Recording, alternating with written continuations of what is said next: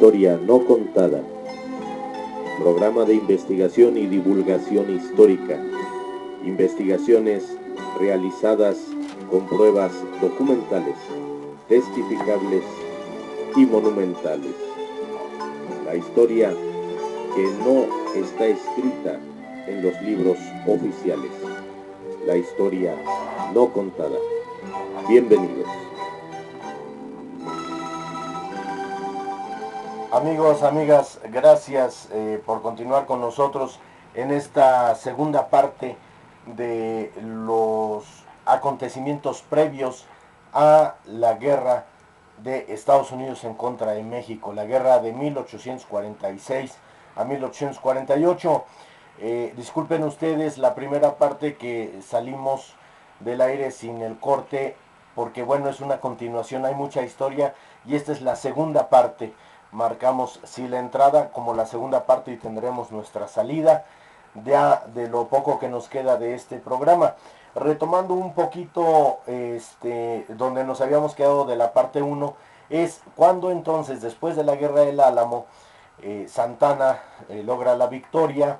Ahí muere Davy Crockett, el famosísimo Davy Crockett, pero los rijosos del Álamo se unen con el ejército gringo y regresan a darle alcance por la retaguardia al ejército mexicano.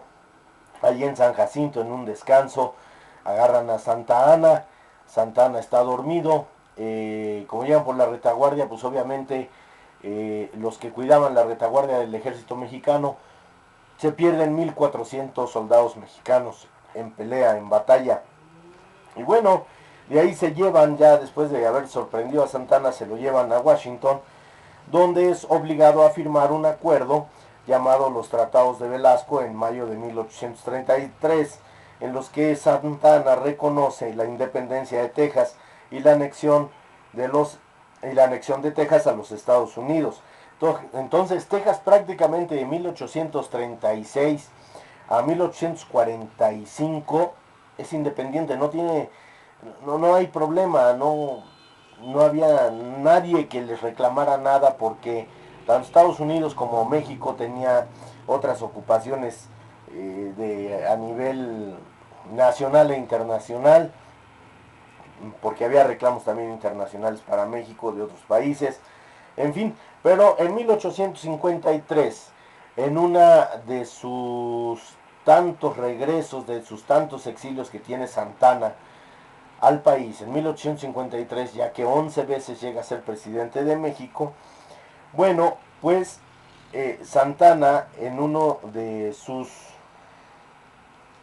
tratados para asumir la presidencia de la República, hasta ese momento él no había recibido ningún centavo por el territorio expropiado, no había recibido ningún dinero.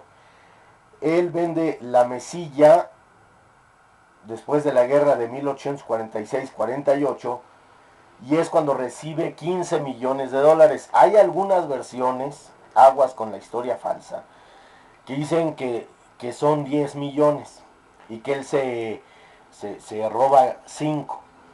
Pero los libros o los textos oficiales que están, los recibos que están en la Biblioteca Nacional de Washington, pues ahí están los recibos por 15 millones de dólares en defecto de pagos por gastos de guerra o por todas esas atribuciones de guerra que le da precisamente por la Mesilla el 30 de diciembre de 1853.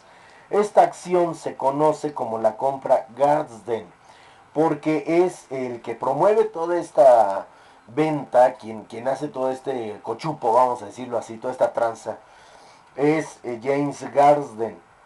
Y entonces ya Texas se declara independiente a México, se gana la guerra a México, y así Texas no fue una venta.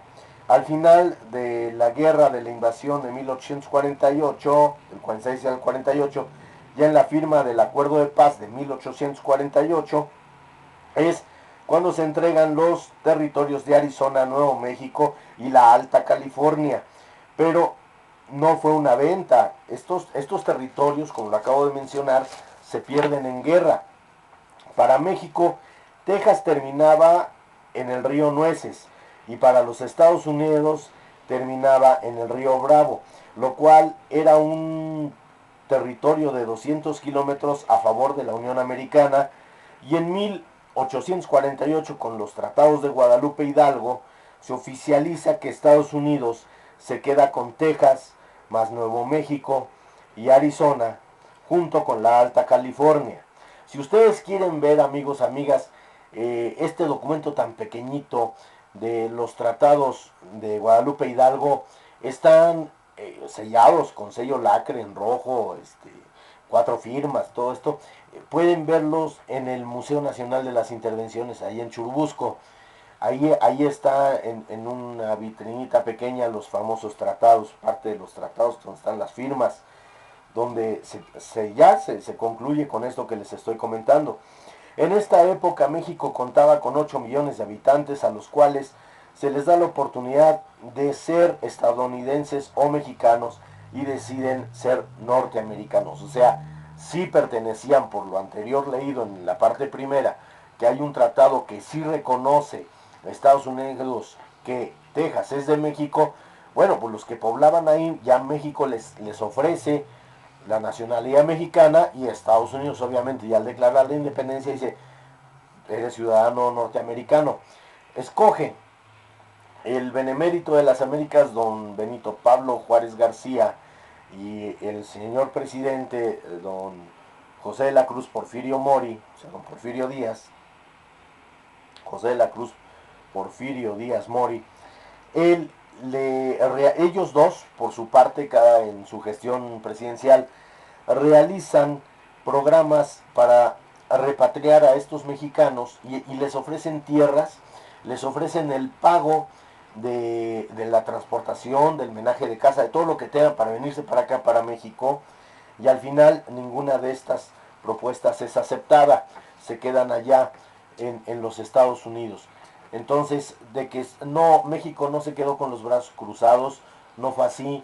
México luchó por su gente, México quiso que su gente viniese, regresara, y sin embargo no quisieron. Bueno, pues ya tenían ahí el sueño americano, ¿no? Lo que muchos buscan y luchan, bueno, pues ya lo tenían ahí y ya no quisieron regresar.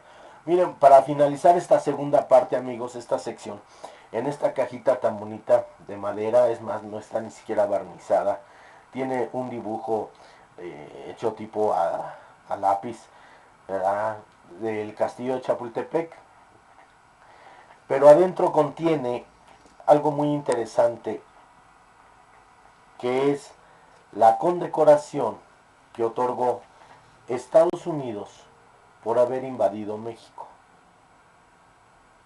No sé si se alcance a ver ahí. Sí.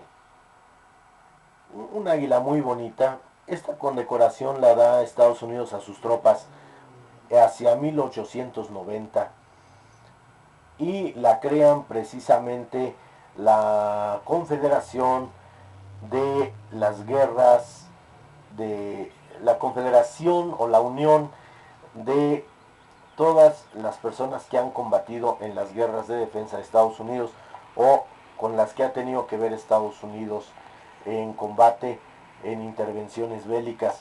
Pues es esta medalla, precisamente, les puedo decir, sí la tiene el castillo de Chapultepec, sí la tiene.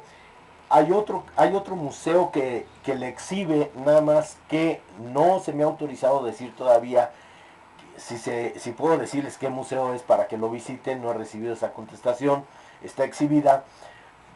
Yo creo que ya nada más es cuestión de la cuestión de tiempos. Amigos, nos ha llegado el final de nuestro programa, ya nos los marcan aquí el tiempo. Yo les agradezco su tiempo, les agradezco sus likes, y como les decía, esta medalla que les acabo de mostrar pudiera ser una afrenta para México, pero ya después de más de 150 años ya no, ya es una pieza histórica, es una pieza que todavía se podía conseguir en la empresa que hacía las medallas históricas de Estados Unidos. Ahora Trump ha dado la orden que ya no se realicen, no se troquelen más estas condecoraciones históricas. y pues esta medalla ya es más difícil de conseguir que antes. Por su atención, por sus comentarios, por sus likes, por sus suscripciones, les agradezco mucho. Disculparán la voz, andamos un poquito disfónicos por estos cambios de clima. Su amigo Ricardo Trillanes se despide deseándoles lo mejor de los tiempos en compañía de los suyos, y no se pierdan el próximo programa, que será Porfirio Díaz, el hombre más condecorado de México. Gracias, hasta pronto.